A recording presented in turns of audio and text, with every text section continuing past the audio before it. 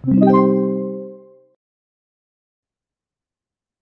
next. In a raffle, the prizes include the first prize of 3,000 pesos, 5 second prizes of 1,000 pesos each, and 20 third prizes of 100 pesos each. In all, 10,000 tickets are sold at 1.5 peso each. What are the expected net winnings of one person who buys one ticket? Okay?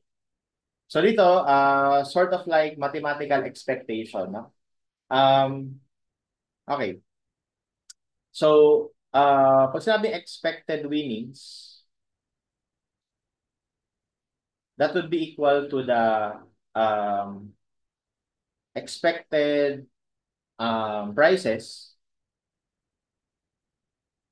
minus, or basically, ano yan eh, pwede natin isipin na kung magkano yung expected mo na mapapanalunan minus, kumbaga expected profit, net kasi, no? Net. So, parang ang tinatanong sa atin is yung profit.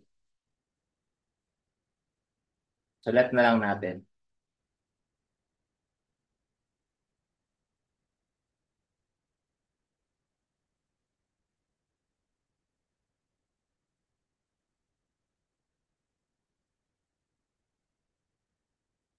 Okay?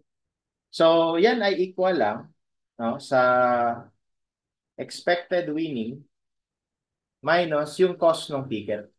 Yun lang yun, no? Okay, so paano ba ako kumpitin yung expected winning?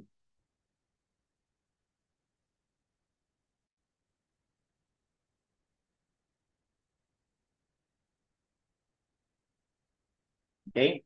So that is the probability na mananalo ka times yung price, no? Okay? So ano ba muna yung mga mapapanalunan, no? So una,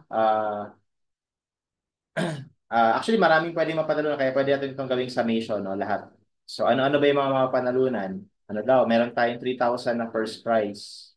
So, 3,000 yung ano nun, yung halaga nun, no? 3,000. Pero ano yung probability na mananalo ka ng 3,000? Isa lang naman, di ba? Out of 10,000. Okay?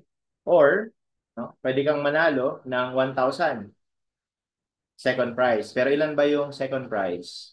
5. O di, meron kang probability na manalo ng 5 out of 10,000. Okay? Or, pwede ka pa rin manalo, third prize, 100. Tapos, ang probability na mananalo ka nun is meron kasing 20, 23, no? Ay, hindi, 20 lang pala. 20 na third prize. 20. So, 20 out of 10,000. So, yun yung expected winning mo. So, 3,000 over 10,000. Ganito na lang natin. 3,000 plus 1,000 times 5 plus 100 times 20 over 10,000. Okay? So, 1 peso lang expected mo na winning. Okay? Expected winning ng kada person, no? Pero ang halaga ng ticket ay 1.5. So, ibig sabihin, expected profit ng kada person is 1, yung expected winning, minus yung cost ng ticket. And that gives him a negative 0.5 na expected win. So, ibig sabihin, lugi pa rin, no? Lugi yung mga, ano, yung mga uh, umattend nung event na ito. No? So, ganun yung idea. So, ibig sabihin, yung nagpa-event nito, kumita. No? Kumita ng 50 cents kada tao kahit na magpa-raffle. No? So, yun yung idea. Anyway, the answer is letter D. And that's how we solve this problem.